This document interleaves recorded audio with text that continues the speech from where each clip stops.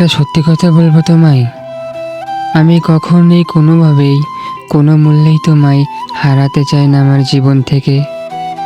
আমি শুধু এটা চাই যে তুমিও আমাকে মন থেকে পুরোপুরি নিজের করে নাও, যাতে আমি নিজেকে এই ভরসাটা দিতে পারি তুমি শুধুই আমার।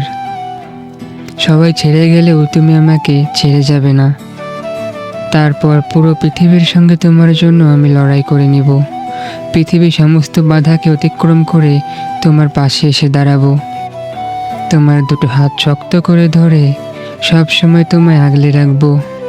কারণ এই স্বার্থের যুগে যে আমি যে একজন নিঃস্বার্থ ভালোবাসার মানুষ চাই, আর অন্য কাউকে নয়, বরং তোমায় নিজের জীবনের সেই ভালোবাসার মানুষটা হিসেবে আমি দেখতে চাই।